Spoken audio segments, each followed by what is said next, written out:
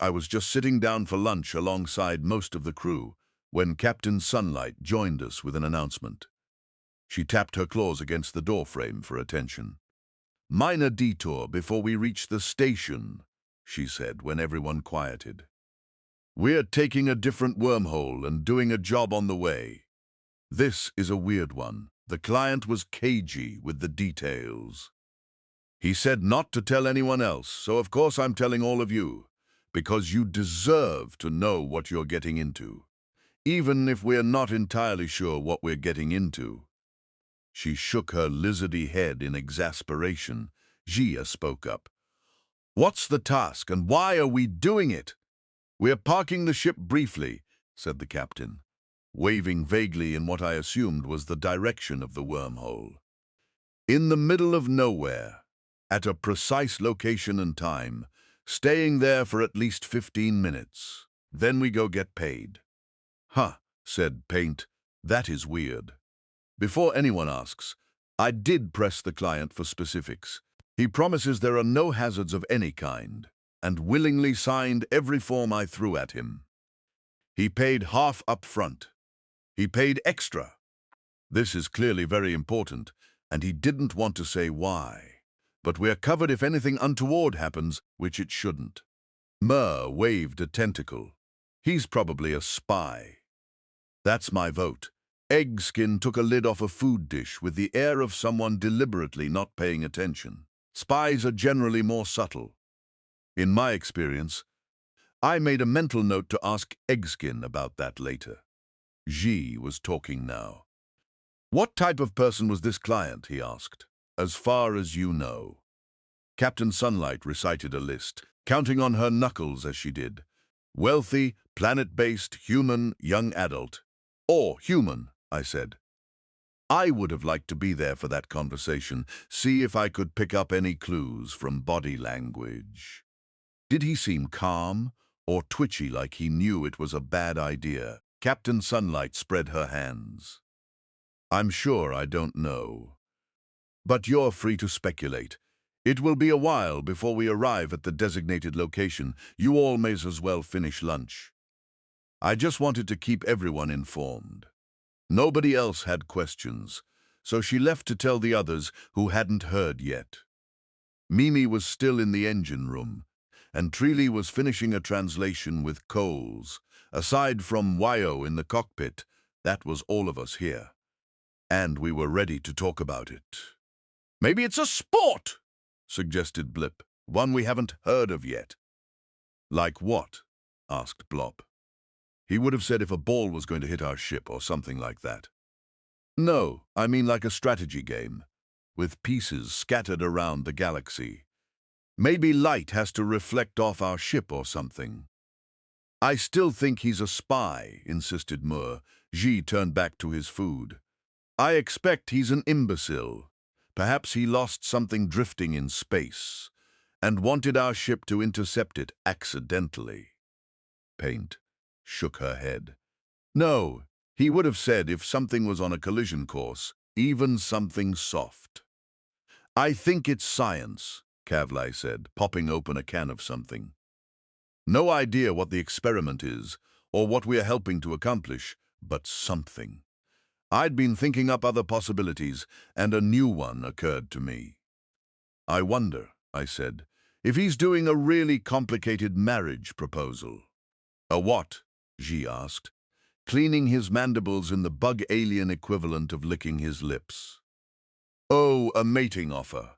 Aren't those always complicated for your species?" "They can be," I said.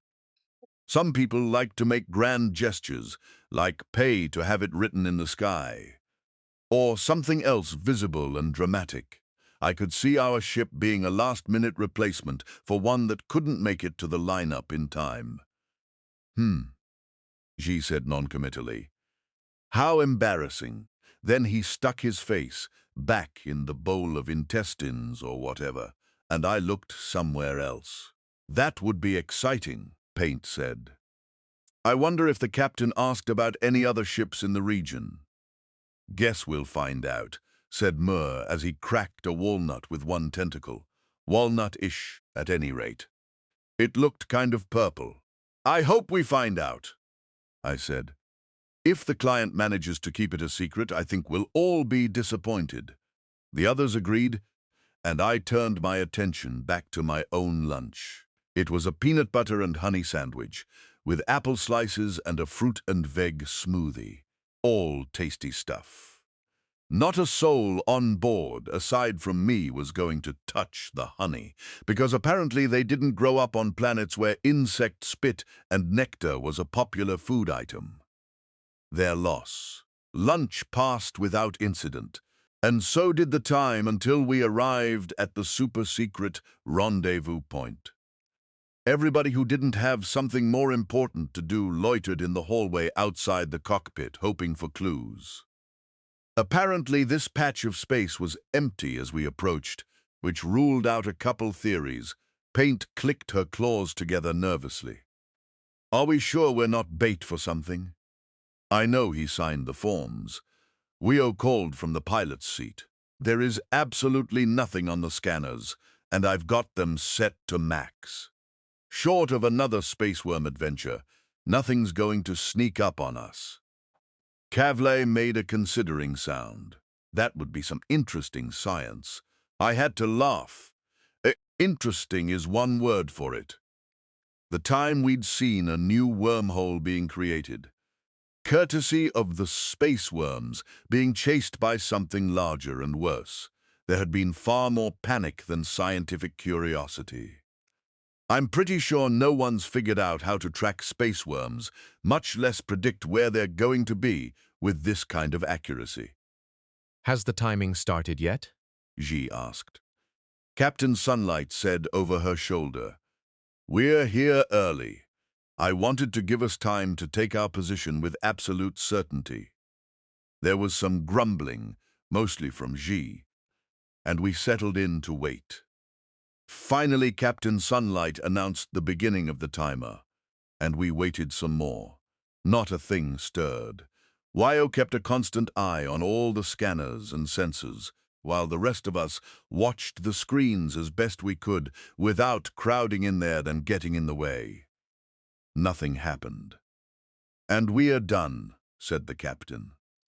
"Anticlimactic is better than crisis. Weo, take us into the station." Weo did, aiming for the nearest wormhole and making the trip with more disappointing uneventfulness. Thankfully, for everyone's curiosity, the client was within hailing distance when we exited into the space station's territory. Mer whispered, "I thought he was based on a planet." While the captain set up the call, Guy clicked a pincher quietly. "Either he left it or he's a liar." Paint shushed him as the client appeared on screen. He really was a human, about college age, naturally tan skin, artificially blonde hair. A fashion sense that I would tactfully describe as rich person nonsense. So much metallic embroidery, sheesh. He was polite enough, and all I was getting from his body language was that he was anxious about whether we'd done the weird job correctly. It was probably a good thing the camera didn't reach into the hallway where all of us were staring at him.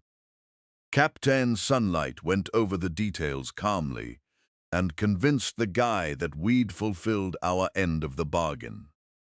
He authorized the money transfer and looked relieved, muscles relaxing visibly. I was pretty sure these weren't the mannerisms of someone setting up a marriage proposal. He'd still be nervous about that. What was it? On behalf of all of us, Captain Sunlight asked again, "What sort of sensitive nature is this task we've just done for you? I hope we won't face repercussions down the line for obstructing some lawmaker's telescopic view of a crime or playing unwitting decoy." Apparently, the good captain had also been thinking up possible scenarios. Those hadn't even occurred to me. No, nothing like that," he said, waving both hands. "Well, almost no, it's nothing like that." "No?" asked Captain Sunlight with a lift of her chin. "Which one is almost? Might we be a suspect in some criminal case now?" No! He was getting really flustered now. "It's the telescope one." So a lawmaker was watching us sitting there suspiciously.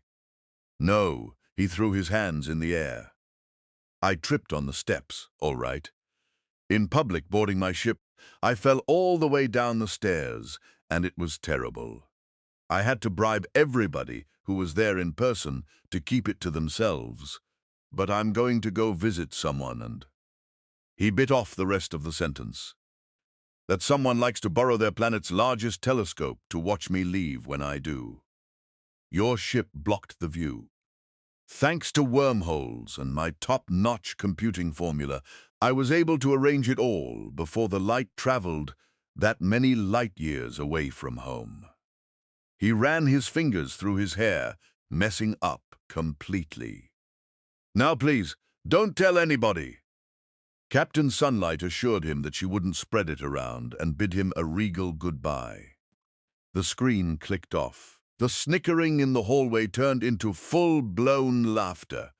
Treely stalked up to join us, with Coles walking just outside of accidental pincher-poke range.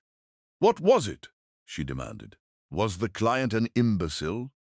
Yes, Xi told her, but not in a way we expected. Paint was still laughing. He didn't want somebody to see that he fell down the stairs.